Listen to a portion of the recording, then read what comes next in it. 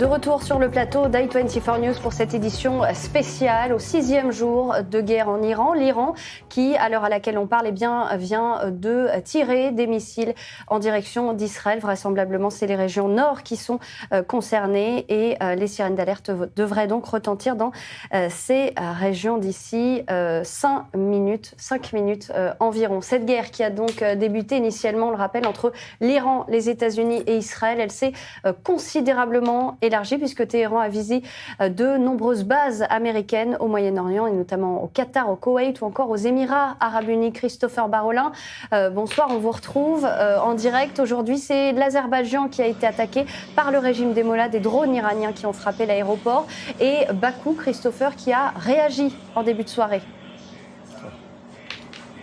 Oui, réaction en effet du président azerbaïdjanais Ilham Aliyev. Il a parlé, je cite, d'un acte terroriste. L'Iran avait bombardé la région autonome. Frontière iranienne, c'est donc dans le sud de l'Azerbaïdjan, c'est aussi proche de l'Arménie. Le président azerbaïdjanais a notamment déclaré qu'il fallait que les auteurs de cette attaque soient tenus pour responsables et que Bakou demandait des excuses et des explications à Téhéran. Même si l'espace aérien au sud de l'Azerbaïdjan et donc à la frontière avec l'Iran est fermé ce soir et pour encore une dizaine d'heures, a priori à l'issue d'un conseil de défense, Bakou a annoncé qu'elle ne participerait pas aux affrontements contre le régime islamique. Il faut dire que l'Iran et l'Azerbaïdjan partagent une frontière terrestre de quasiment 700 km, donc forcément l'enjeu est différent pour l'Azerbaïdjan. Alors justement, qu'est-ce que l'on sait de cette attaque, Christopher ? Alors on sait ce que le président azerbaïdjanais a dit tout à l'heure de cette attaque. C'était en fin de matinée, début d'après-midi tout à l'heure. 4 drones a priori donc tirés sur le sud de l'Azerbaïdjan à la frontière iranienne. Un a été intercepté, les 3 autres ont touché un aéroport et les environs d'une école. 2 personnes ont été blessées. L'ambassadeur iranien en Azerbaïdjan a été convoqué à Bakou. Le régime iranien a nié être derrière ces attaques. Il a sous-entendu qu'Israël pourrait avoir lancé lui-même ces drones iraniens. C'est l'ambassadeur, c'est le chef de la diplomatie iranienne qui s'est exprimé sur la question. Il a dit que par le passé, Israël avait déjà tenté de saper les relations entre Bakou et Téhéran, et donc il faudrait que ce soit une fois de plus le cas ce soir.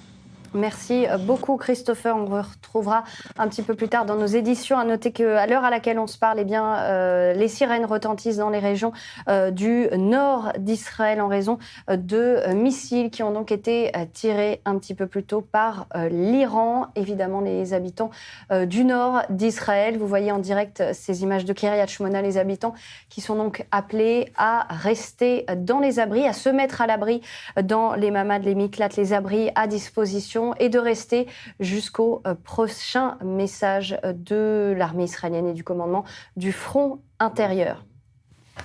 Des milliers de combattants kurdes ont lancé hier une offensive terrestre en Iran contre le régime. Ce sont des groupes armés basés en Irak qui auraient donc déjà commencé à prendre position en territoire iranien. On va en parler avec vous, Intifa Kambar. Vous êtes président du Conseil de protection des Kurdes. Est-ce qu'on en sait un petit peu plus sur l'avancée justement de ces combattants ?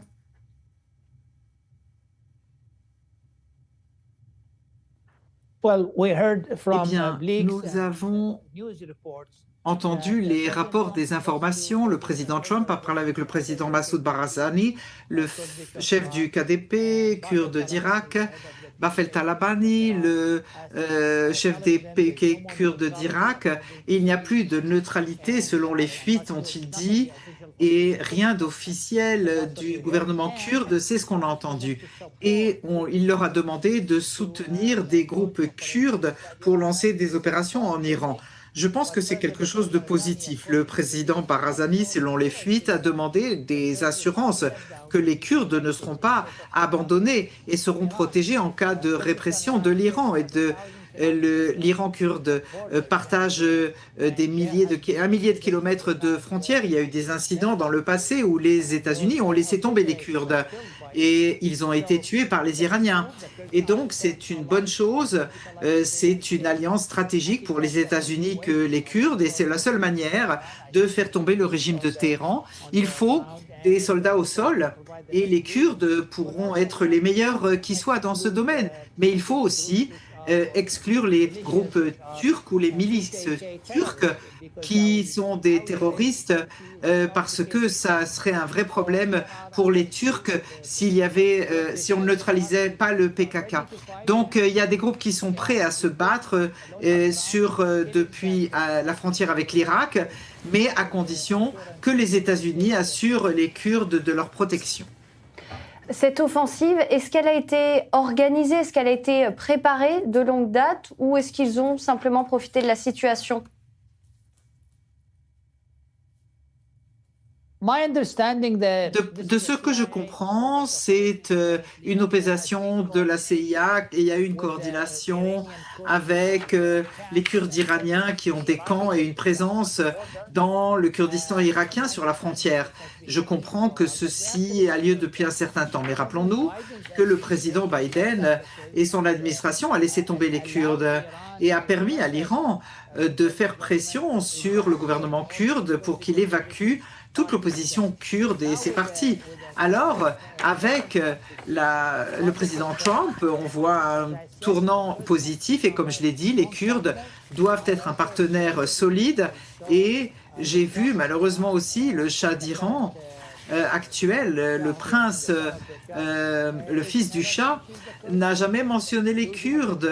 Il y a une exclusion des Kurdes et c'est à mon avis malsain pour l'instant.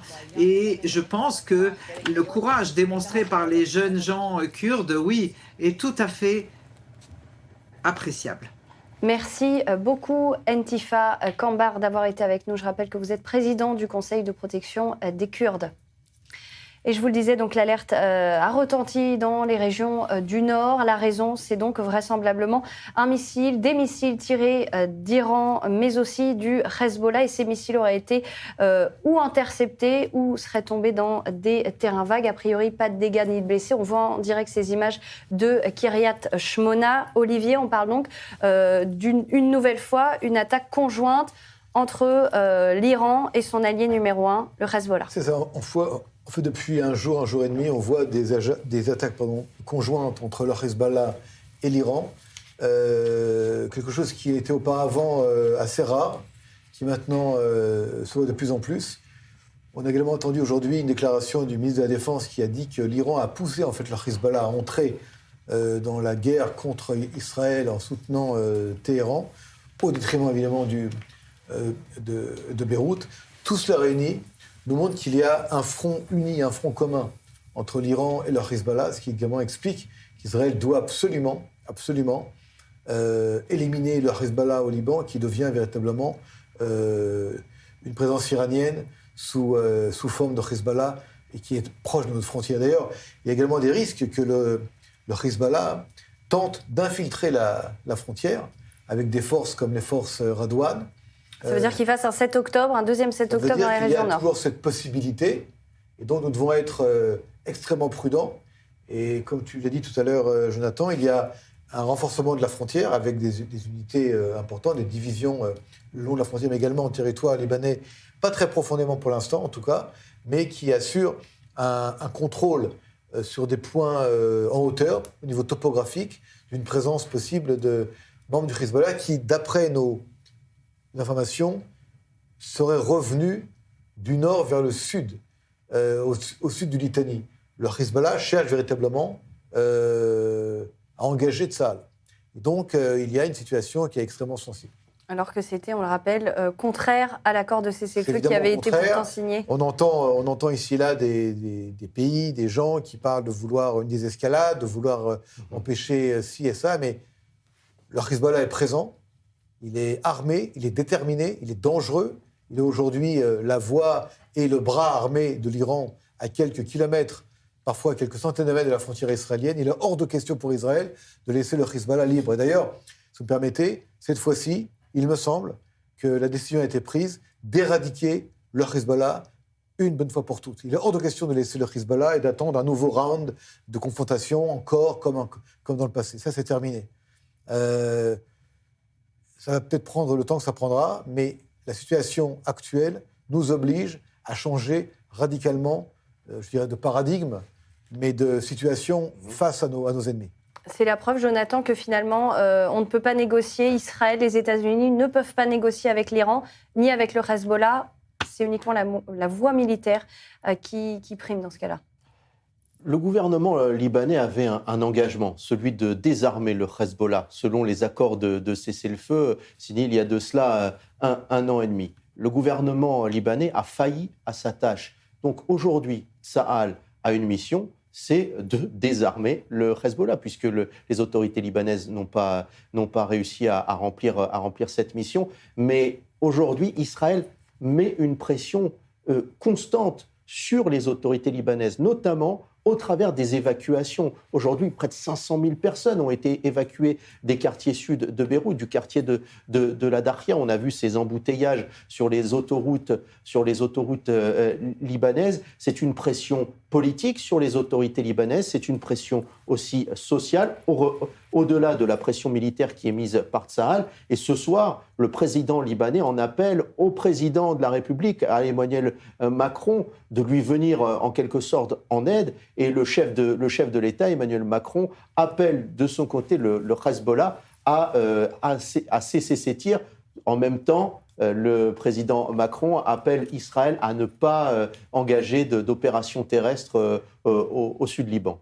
Et à l'heure à laquelle on parle, le ministre israélien de la Défense, Israël Katz, qui assure à i24 News que le secrétaire général du Hezbollah sera éliminé. Il est dans notre ligne de mire. Déborah, vous voulez rajouter quelque chose ? Oui, on a appris par l'armée israélienne que 60% des capacités de tir de l'Iran avaient été détruites. Alors on parlait un peu plus tôt de ces 300 lanceurs qui avaient d'ailleurs été détruits. Alors évidemment, ça se reflète peut-être pas encore concrètement dans le quotidien puisqu'il y a encore des alertes très fréquentes et même ici tout au long de la journée. Mais ce qu'on voit quand même, c'est que globalement, ce ne sont pas des salves de beaucoup de missiles. C'est 2, 3 missiles, 5 missiles. C'est ça la grande différence peut-être par rapport à ce qu'on avait vu au début de l'opération. Il y a déjà plusieurs jours, on parlait quand même de plusieurs dizaines de missiles qui étaient tirés. Et là, donc, effectivement, l'armée israélienne qui avance et 60% donc, des capacités de tir qui sont détruites, ça veut dire que peut-être progressivement, on va voir moins d'alertes ou alors que ce sera effectivement pareil, des alertes avec très peu de missiles et finalement des capacités d'interception qui permettent peut-être aussi moins de dégâts, a priori. On l'espère, évidemment. On va faire un tour aux États-Unis puisque l'opération américaine menée en Iran n'est pas appréciée par tous. Certains démocrates veulent arrêter la guerre en Iran. On retrouve notre correspondant Antoine Eulard à Washington. On voit donc un véritable bras de fer au Congrès justement à ce sujet. Oui, en fait, les élus démocrates sont très remontés. Ils estiment que Donald Trump n'avait pas le droit de lancer cette guerre sans le feu vert du Congrès. Pour eux, ce conflit est donc illégal, d'où cette résolution hier pour suspendre l'opération et forcer Trump à consulter les élus. Alors sans surprise, cette initiative a échoué, tout simplement parce que les démocrates n'ont pas la majorité au Sénat. La résolution a été rejetée, mais ce débat illustre le risque politique pour Donald Trump. L'opinion publique américaine est majoritairement opposée à ces frappes en Iran. Une partie des électeurs de Donald Trump ne comprend pas pourquoi il s'est engagé dans cette guerre. Et à quelques mois des élections de mi-mandat, si le conflit se poursuit, ça risque de devenir très compliqué pour le président. L'administration Trump, de son côté, explique qu'on est dans une situation d'urgence, qu'il y avait une menace imminente, ce qui autorise le président à lancer une opération sans passer par le Congrès, même si, jusqu'ici, Donald Trump n'a toujours pas apporté la preuve de ce danger imminent qui a justifié, selon lui, le déclenchement de la guerre. Et dans le même temps, il y a le chef du Pentagone qui soutient Israël. Le secrétaire américain à la Défense a adressé donc un message à son homologue israélien, Israël Katz, assurant continuez jusqu'au bout, nous sommes avec vous. Oui, et le message principal de Pete Hegseth à son homologue israélien, ça a été de dire « Nous sommes à vos côtés, continuez jusqu'au bout ». Les deux hommes se sont également félicités de la bonne coopération entre leurs armées respectives. Ces déclarations de Pete Hegseth peuvent en tout cas potentiellement alimenter le sentiment chez certains Américains que Washington est à la remorque d'Israël. Certains Américains, notamment dans les milieux trumpistes, estiment que les États-Unis se sont laissés entraîner dans cette guerre par l'État hébreu. C'est un sentiment partagé également par une partie de la gauche américaine. Je voulais d'ailleurs à ce sujet vous mentionner un incident qui a eu lieu hier au Sénat. Un ancien marine a fait irruption dans une réunion d'une commission parlementaire. Il s'est levé, il a crié pour s'opposer à cette guerre en disant « Personne ne veut se battre pour Israël ». Il a donc été ensuite évacué, Manu Militari, et on a appris après coup qu'il faisait partie du Parti vert, un parti de gauche, de la gauche américaine, qui est pro-palestinien et anti-Israël. Merci beaucoup Antoine depuis Washington. Et nous sommes en ligne avec Dominique Simonet. Vous êtes écrivain, essayiste, auteur de Requiem pour le monde, libre aux éditions de l'Observateur. Est-ce que Donald Trump peut être limité dans ses actions militaires en Iran en raison justement de ce qu'il se passe en interne chez lui aux États-Unis ? Écoutez, dans la situation actuelle interne américaine, non. Parce qu'effectivement, il a la majorité au Congrès, comme Antoine le disait. Et de toute façon, il est, jusqu'à présent, il est quand même malgré tout dans les clous juridiques et de la Constitution. Le président a 48 heures pour avertir le Congrès d'une opération. Et on vous coupe, Dominique Simonet, on va prendre en direct Eyal Zamir, le chef d'état-major de Tsahal, qui s'adresse en direct. L'opération a été préparée en secret par des milliers de soldats et de soldates dans toute l'armée et en coopération étroite avec notre allié, les États-Unis. L'opération se déroule selon le rythme que nous avons fixé, le coup de surprise que nous avons effectué le samedi matin, qui ont été un bombardement sur 10 cibles. En 40 minutes ont été liquidés les dirigeants du régime terroriste iranien et à sa tête Khamenei, dont l'objectif était de détruire l'État d'Israël et qui avait prévu tous les plans pour ce faire. Nous avons fait plus de 2500 attaques par l'armée aérienne avec de nombreuses munitions et nous avons ouvert la route vers Téhéran. Nous avons détruit 80% des systèmes de défense aérienne. Nous avons obtenu une domination aérienne presque totale dans les cieux d'Iran. Grâce à cela et grâce aux renseignements de qualité, nous attaquons les missiles balistiques qui sont une menace directe sur les citoyens d'Israël. Nous avons neutralisé et détruit plus de 60% des lanceurs de missiles balistiques, ce qui est un résultat très important qui réduit les risques pour l'arrière et qui sauve de nombreuses vies. Il s'agit d'un effort qui se poursuit, mais, et je tiens à le souligner, la menace n'est pas levée. Tout missile est dangereux et peut être mortel. Et donc, après l'attaque d'ouverture de surprise, nous avons obtenu la supériorité aérienne et réprimé et détruit une partie des missiles balistiques. Nous continuons maintenant à attaquer les bases du régime et ses capacités militaires. Nous avons devant nous d'autres surprises que nous n'allons pas encore dévoiler. Nous allons continuer à attaquer nos ennemis et nous allons tous les vaincre. Je suis en contact personnel avec mes collègues américains et le général Dan Kane, chef d'état-major américain, et le commandant de Tshenkent, l'amiral Brett Cooper. Nous nous battons pour défendre nos intérêts et nos valeurs communes dans une guerre côte à côte, dans une amitié véritable, dans une opération synchronisée. Nous liquidons et éliminons les capacités du régime, ses capacités militaires, et l'amenant à un stade de faiblesse qu'ils n'ont jamais connu. Et je vous le dis, c'est une coopération historique. Comme l'a dit mon ami l'amiral Cooper, l'armée américaine et Tsahal, qui sont les deux armées les plus fortes au monde, ont le contrôle des cieux du plus grand pays terroriste au monde. Je voudrais saluer et exprimer mon admiration pour ce que fait l'armée américaine avec fermeté et courage. Au nom de Tsahal, je présente mes condoléances aux familles des soldats héroïques qui sont tombés au combat. L'Iran est un danger pour la stabilité régionale et mondiale et comme nous l'avons vu ces derniers jours, elle est une menace importante contre Israël, pour les États de la région et pour le monde libre entier. Et si on avait attendu plus longtemps pour cette action, l'Iran aurait été dans une situation de dissuasion et la situation aurait été extrêmement grave. L'Iran a commis une erreur stratégique et le Hezbollah a commis une erreur stratégique et met en danger l'État du Liban. Nous attaquons sur le front et sur l'arrière du Liban. J'ai donné l'ordre aux soldats de Tsahal d'avancer et d'approfondir les zones de contrôle contrôle de Tsahal sur le sud du Liban essentiellement. Cette nuit, nous avons liquidé le chef de Hezbollah, responsable des munitions, Fedaï, qui est responsable de la mort de nombreux Israéliens. Il a commandé lui-même au tir anti-tank en janvier 2015 sur la zone du Mont Dov, alors que 2 soldats de Givat ont été tués, le commandant Yochai Djoucha Falangel et Dor Chaim Lini, de mémoire bénie.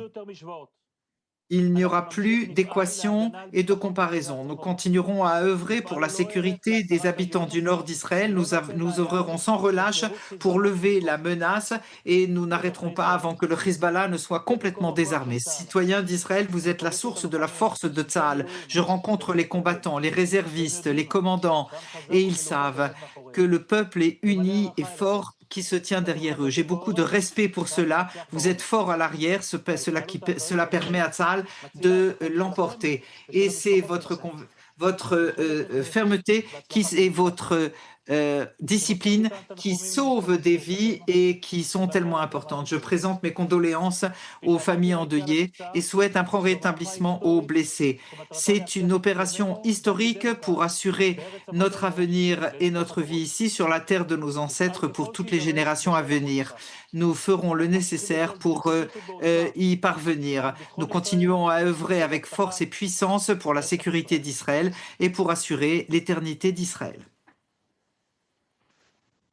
Et nous venons d'entendre donc en direct l'allocution faite par Eyal Zamir, le porte-parole de Tsahal, qui assure que 60% des lanceurs de missiles balistiques ont été détruits par l'armée israélienne en Iran. Et le porte-parole de Tsahal qui promet aussi des surprises. Olivier Rafovitch, il assure que le travail est loin d'être terminé et que tous les ennemis, nous allons vaincre tous les ennemis. Ça veut dire quoi ? Ça veut dire ce que ça veut dire, puisque vous savez, je suis un soldat de Tsahal, donc c'est mon commandant en chef qui parle. Il n'y a pas beaucoup à analyser, les choses sont très claires. Il dit, général Zamir, un grand général à l'heure où nous parlons, dans l'histoire d'Israël. Il dit qu'on est dans un processus, d'autres phases vont avoir lieu, et qu'il est hors de question par rapport au Liban de laisser le Hezbollah continuer à être une menace, qu'il a commis une très grave erreur en entrant dans la guerre contre Israël, et qu'il y a, je dirais, une conjonction de forces entre les soldats de Tsahal, les forces de Tsahal et la population israélienne. Et ça, je voudrais encore une fois le marquer et mettre vraiment l'accent dessus. Il est fondamental pour gagner cette guerre qu'il y ait véritablement une cohésion entre les populations de tout Israël du nord au sud et Tsahal qui est au combat. Mais c'est tout Israël, quelque part, qui se bat ensemble pour gagner cette guerre qui est, encore une fois, existentielle pour le présent, mais aussi pour l'avenir d'Israël. Et à l'heure à laquelle on parle, de nouveau, les alertes retentissent dans le nord d'Israël, cette fois en raison de l'infiltration d'un drone, vraisemblablement. Jonathan, évidemment, les frappes de Tsahal se concentrent sur l'Iran, mais pas que. Il y a aussi le Liban qui est clairement dans la ligne de mire de Tsahal. Oui, il y a une déclaration très importante qui est tombée ce soir. Un haut responsable sécuritaire israélien a déclaré la guerre contre le Hezbollah commencera réellement cette nuit. Demain, le quartier de la Daria ne ressemblera plus à ce qu'elle est aujourd'hui, a donc déclaré ce haut responsable sécuritaire israélien. On se souvient que plus tôt dans la journée, le porte-parole en langue arabe de Tsahal, Avichai Edri, avait ordonné l'évacuation donc, des quartiers sud de Beyrouth. Ça veut dire que là, vraisemblablement, donc Olivier, c'est tout le bastion du Hezbollah, de l'organisation chiite libanaise, qui est basée donc à Beyrouth, la capitale du Liban, qui va être visé par l'armée israélienne. Une fois, on ne va pas parler de ce qui va se passer ce soir ni demain, mais ce que je peux vous dire, c'est que Daria, le quartier sud de Beyrouth, est d'abord infesté de tunnels et de réseaux souterrains et de bunkers souterrains du Hezbollah. On l'a vu lors de l'élimination ciblée de Nasrallah, dans un bunker à plus de 20 mètres de profondeur, en plein quartier Daria. Deuxièmement, que Daria, depuis des années, sert de quartier général, mais également utilise les populations civiles libanaises, chiites, dans ce quartier-là, comme bouclier humain. Et troisièmement, c'est une cache à la fois pour des éléments iraniens qui ont été, depuis des années, installés dans ce quartier-là pour former, commander et organiser le Hezbollah contre Israël. Le fait de demander, ça c'est important de le dire, Océane, à la population civile libanaise, que ce soit au sud du fleuve Litani ou dans le sud de Beyrouth, d'évacuer, c'est pour leur sécurité. Ceux qui parlent de chaos humanitaire, ceux qui parlent de volonté de faire un chaos au Liban, non. Le but ici est de s'occuper du Hezbollah, d'éliminer le Hezbollah, tout en demandant aux populations qui sont utilisées par le Hezbollah comme bouclier humain de s'éloigner des zones de combat. C'est compliqué, c'est difficile, mais ça évite d'être pris dans des combats, pris dans des bombardements. C'est ce qu'Israël veut, c'est-à-dire éliminer le Hezbollah, mais en aucun cas, je répète, faire la guerre aux Libanais, faire la guerre à l'État libanais. Et vous savez que dans le sud Liban, lorsque nous avons avancé un petit peu le long de la frontière pour prendre des positions en hauteur, eh bien, les forces de l'armée libanaise se sont retirées. Pourquoi elles se sont retirées ? Parce que, malheureusement, il y a peut-être une volonté politique du Liban de désarmer le Hezbollah, mais il n'y a pas la capacité militaire. Et quelque part, l'État libanais comprend que seul et seulement Israël et Tsahal sont capables de désarmer ce cancer à l'intérieur du Liban, d'en finir une fois pour toutes, de faire que le Liban soit enfin libre, comme le méritent les Libanais. Alors aujourd'hui, on peut aussi demander à des pays amis, à des pays alliés, de soutenir, n'est-ce pas, ce mouvement contre le Hezbollah, qui est en aucun cas, je répète, un mouvement contre l'État libanais.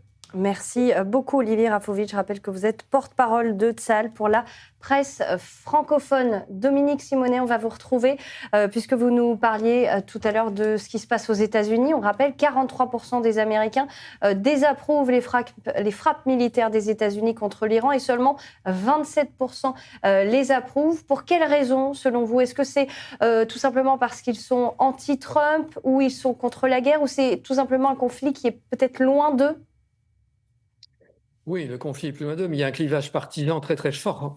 Les 80% des républicains sont pour, 80% des démocrates sont contre. Donc vous voyez, même, et au Congrès, on a vu le vote un peu honteux, d'ailleurs, à l'initiative des démocrates pour essayer d'arrêter, en tout cas de soumettre au Congrès la poursuite de la guerre, qui a aussi été très très séparée en deux, avec vraiment les élus démocrates dans leur totalité, sauf un d'un côté, et pareil dans l'autre camp.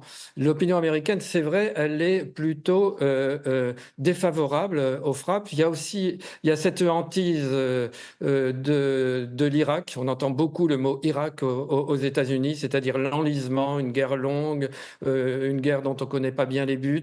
Bon, c'est un peu ce qu'on entend. Mais quand vous posez la question aux Américains ce